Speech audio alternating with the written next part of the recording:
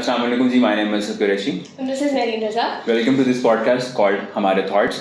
So आज हमारे साथ हैं Mr. अहमद बिलाल जो कि एक साइकोलॉजिस्ट हैं with more than 11 years of experience in the field of psychology. So can you please introduce yourself and thank you for being here. I'm Ahmed Bilal. I teach and I counsel people primarily related to problems of life, and I think that's about it briefly. Okay, so sir हमारे जैसे बहुत सारे ऐसे teenagers हैं जिनको ना बहुत सारे मसले फेस आ रहे हैं. So since we have got this opportunity for sitting down with a very expert psychotherapist, psychotherapist is the right word, right? Should I call you माहिर नफ्सियात? यार ये जो लफ्ज़ है ना माहिर नफ्सियात, मुझे वाकई ना बड़ी उलझन होती है इससे, बिकॉज जिसने भी पहली दफ़ा साइकोलॉजिस्ट का माहिर नफ्सियात में तर्जुमा किया था ना, आई थिंक ही और she really miss the mark. माहिर खुद नफ्सियात का तो कोई भी नहीं होता. लाइक बुढ़ापा गुजर जाता है और सही से माहिर नहीं हो पाते. हम वैसे भी किसी और की नफ्सियात की या टोटल नफ्सियात के तो माहिर फिर भी नहीं हो सकते. आई बिलीव नफ्सियात दान बेहतर लफ्ज़ है, लेकिन लोग अब मैं नफ्सियात दान कहूँ तो लोगों समझ ही नहीं आती. लोग कहते पता नहीं किसकी बात करें. तो या हमारे नफ्सियात ही है. So sir, we'll start with a very lighter note. Can you please tell us why mental health is actually important and how can we recognize that we've got a mental problem? यार mental health इसलिए important है कि जब पेट भर जाता है तो उसके बाद सवाल आता है व्हाट नेक्स्ट. जब सबसे पहला इंसान की बुका का सवाल तो होता है ना कि यार मेरे पेट में क्या जगह खाऊंगा क्या. जब खा लिया पेट भर गया अगला सवाल है फिर, तब इंसान की तरफ जाता है. उससे पहले तो जानवर वाली स्टेज होती है. अब जब इंसान की तरह सोचना शुरू करता है तब पता चलता है कि सोच में इतनी कजी हो सकती है. कजी में टेढ़पन कि हम सारे एक ही सॉफ्टवेयर तो लेके आए हैं, लेकिन सॉफ्टवेयर के अंदर इतने बग्स होते हैं. कुछ जेनेटिक होते हैं, बाकी बहुत सारे लर्नड होते हैं, कुछ एनवायरमेंटल होते हैं कि हम सही से परफॉर्म नहीं कर पा रहे होते. कभी कभार हमें वो बग्स इतने हल्के से होते हैं, तरह विंडो एक्सपायर नहीं होती तो ये अनलाइसेंस विंडो पे लिखा होता है अनलाइसेंस, तो क्या करता है आप उसको इंटर मार के इग्नोर कर देता है. तो ऐसा भी हो जाता है. तो कुछ ज़हनी मसाले ऐसे भी होते हैं, लेकिन कुछ इतने ज़्यादा होता है कि सिस्टम क्रैश कर जाता है. तो तब इंसान को लगता है यार इनको मसला ही ये पागल है. तो तब हम और हमारे क्योंकि थ्रेशोल्ड हम गरीब लोग हैं और हर लिहाज से तकरीबन गरीब लोग हैं, तो हमारा जो थ्रेशोल्ड है ना कि कहाँ हमें लगता है कि किसी का मसला इतना ज़्यादा हो गया, ही और she warrants medical attention, mental health attention, वो है कि जब तक राल टपक नहीं रही होती और कपड़े नहीं फाड़ रहे होते या बिल्कुल इतना नॉर्मल बिहेवियर हो जाता है कि घर वाले और आसपास के लोग वाकई बहुत तंग होना शुरू हो जाते हैं, तब हमें लगता है.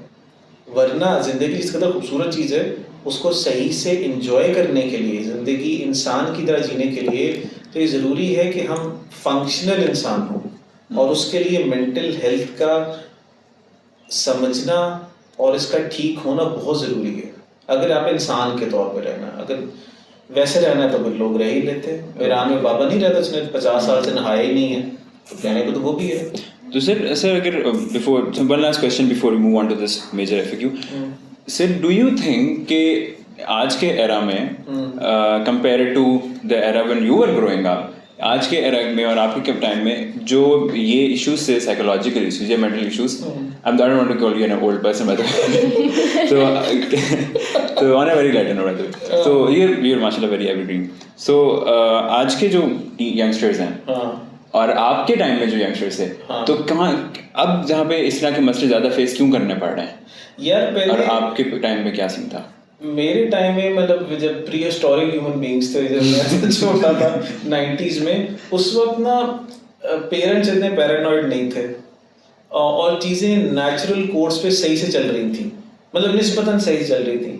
मुझे याद है when I was 13 years old, one fine day मैंने इस्लामाबाद के पास एक हसन अब्दाल वहाँ कैडेट कॉलेज था, दाखिला का टेस्ट देना था.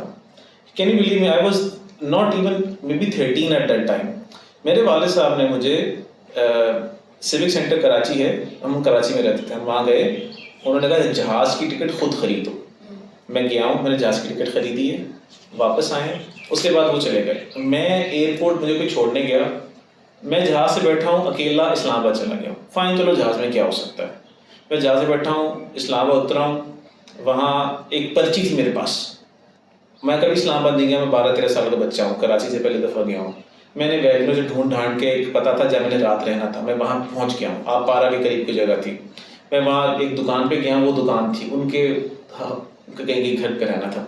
अगले दिन वैगन में बैठा हूँ मैं, और वैगन्स बदल बदल के फैजाबाद से हसन अब्दाल गया हूँ, बारिश हो रही थी, मैंने जाके टेस्ट दिया है, टेस्ट देके वापस फिर इस्लामाबाद आया हूँ शहर के अंदर, उसके बाद फिर मैंने फैजाबाद गया हूँ, लारी अड्डे पे मैं लाहौर आया हूँ, मैं लाहौर आया हूँ, 12-13 साल का लड़का हूँ मैं, और there no cell phones, my parents don't know where I am, I don't know what to do, और मैं आ रहा हूँ, मैं लाहौर आया हूँ, लाहौर से मैंने एक और बस पकड़ी है, मैं हरूनाबाद गया हूँ जो मेरा गाँव है, हरूनाबाद गया हूँ, वहाँ रहा हूँ, वहाँ से फिर मैं गया हूँ हासलपुर से फिर मैं गया हूँ बहावलपुर से मैंने ट्रेन पकड़ी है शालीमार, में गया हूँ कराची, उतरा हूँ U5 और A3 पकड़ के मैं गया हूँ गुलशन इकबाल जहाँ मेरा घर है, और जब तक मैंने घर की बेल नहीं बजाई my parents had no idea where I am. So मुझे लगता है कि उसी पॉइंट पे आके बात कंक्लूड होती है कि पेरेंट्स जो हैं there is a difference in parenting of that time and now. हाँ, तो parents allowed kids to grow.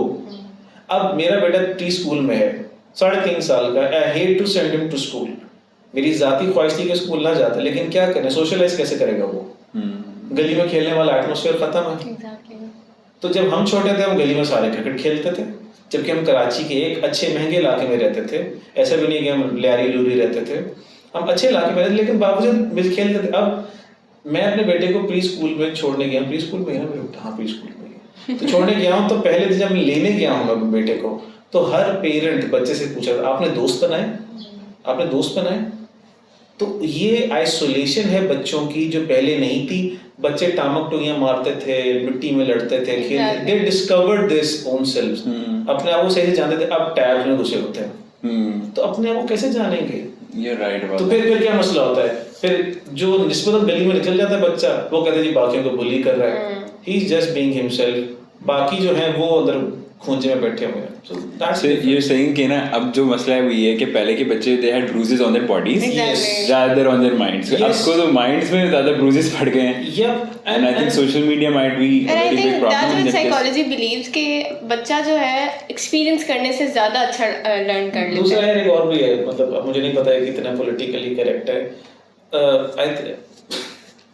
We have वो क्या कहते हैं sissification of boys and kids.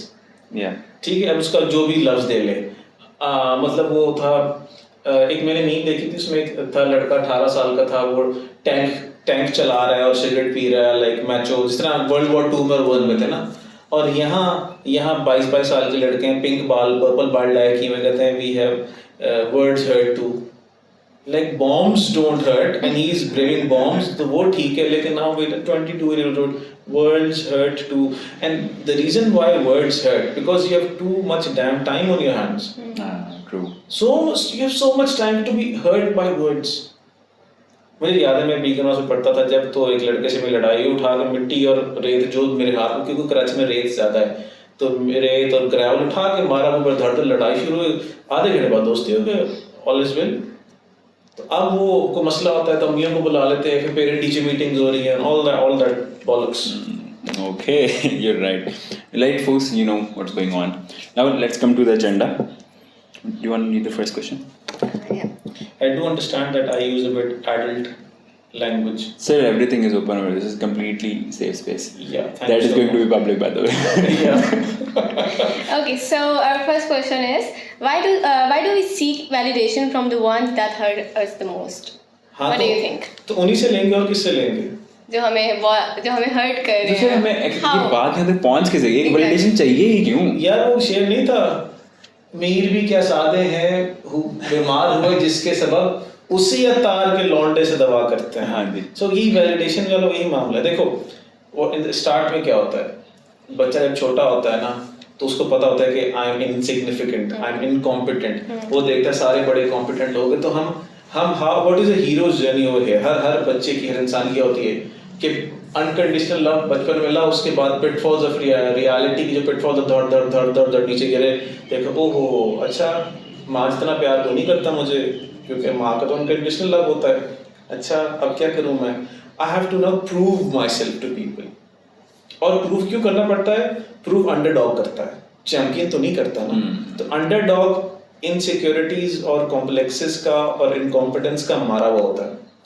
अच्छा वो कोशिश कर रहा है प्रूव करने के लिए, मिसाल को अगर प्यार वाली स्फेयर है तो प्यार अपना प्रूव कर रहा है, अगले का दफा दूर हो चला जाता है, अभी हम प्रूव कर ही नहीं पाए थे तो हमारे वो ये ना शामिल हम जमीन खींच ली हमारे से धड़म फिर नीचे तो धड़म वापस कहाँ गिरेंगे पिट ऑफ इनकॉम्पिटेंस में तो फिर इसीलिए उन्हीं को बताना पड़ता है उन्हीं के सामने वैलिडेशन चाहिए थी देखो मन निकम्मा नहीं था मैं alright thank you so much for listening to this मैं हूं आपका host Asadullah Qureshi And this is Mehri Naza. One thing I wanted to say here, अपनी वर्थ को जाने, अपनी रिस्पेक्ट करें. The more you respect yourself, तब ही दूसरे लोग आपकी respect Also please take care of yourself and the people around you. Also अपनी राय से हमें आगाह करें कमेंट्स में and please share this with your fellows. Thank you so much. See you next time.